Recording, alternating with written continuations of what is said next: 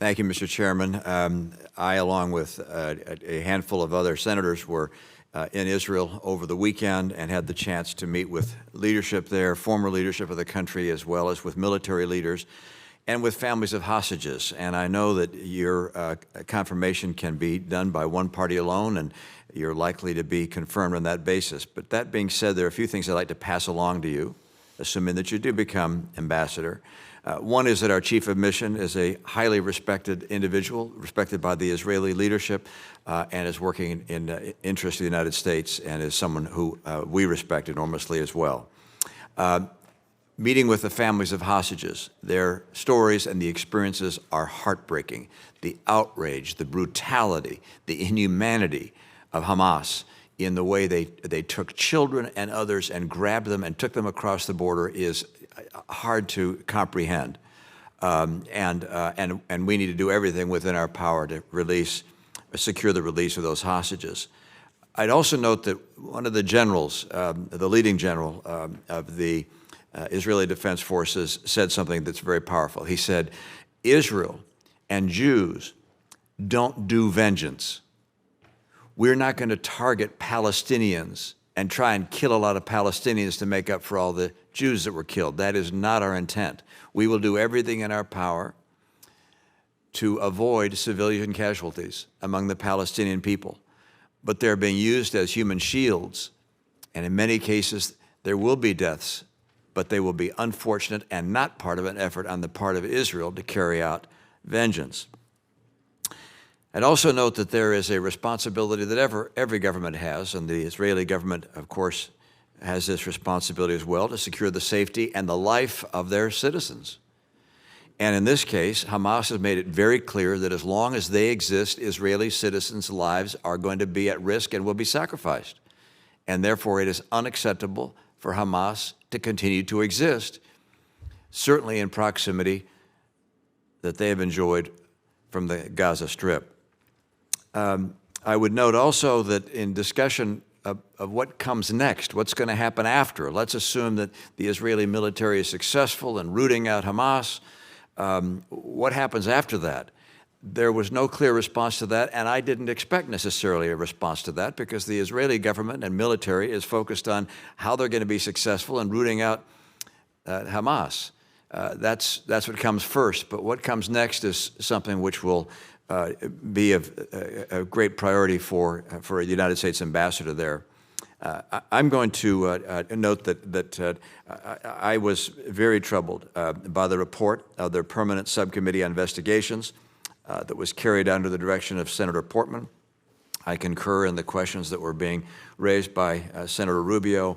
That is very troubling to me. I wonder how the White House could have brought forward a nomination given that report, and given the clear indication that Republican members at least, and hopefully some Democrat members as well, would be troubled by and moved by the results of that report from the Subcommittee on Investigations.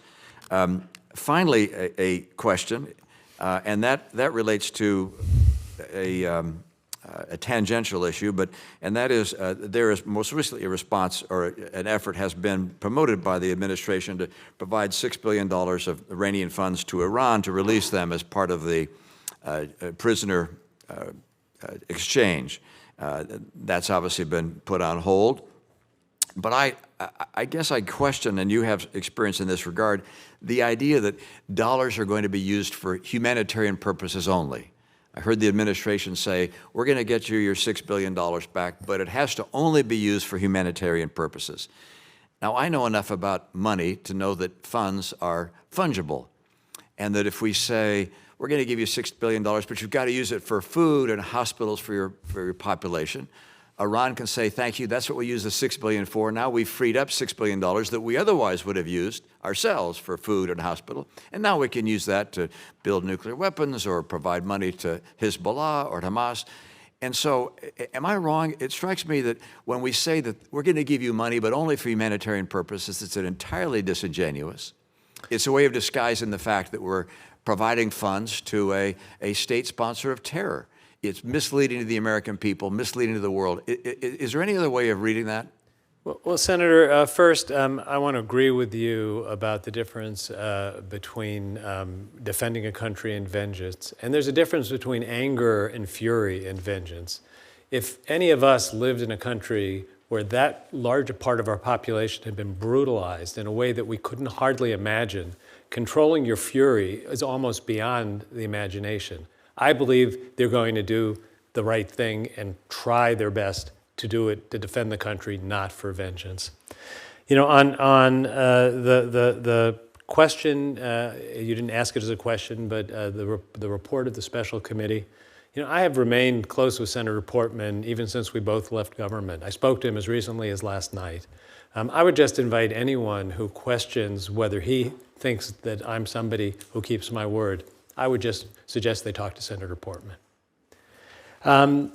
On the question of fungibility of money, as an economic matter, I've many times made the point that money is fungible.